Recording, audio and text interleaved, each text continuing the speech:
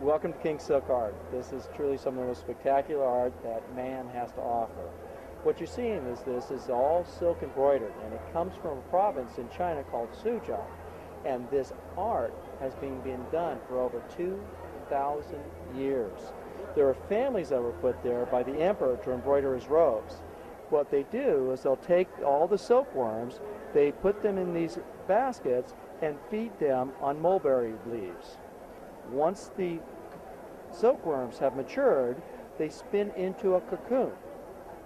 And here's an example of a cocoon stage. The cocoon itself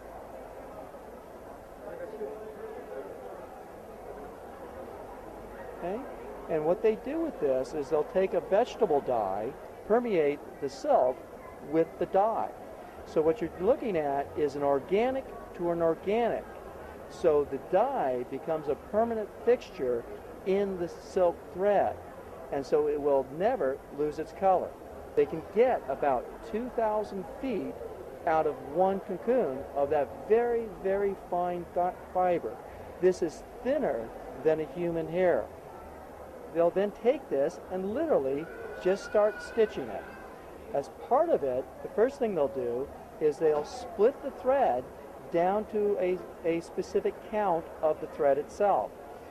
The thread starts with a total of 16 strands. Depending upon the quality of the piece, they will determine how many strands they use to actually do the work. Something like this, like a tiger for example, these top quality pieces will take anywhere from months to years to complete. So if we look, for example, at the back of one piece, and here you can actually see that how lovely it actually is. And if you were to rub your hands over it, you can actually feel the little knots.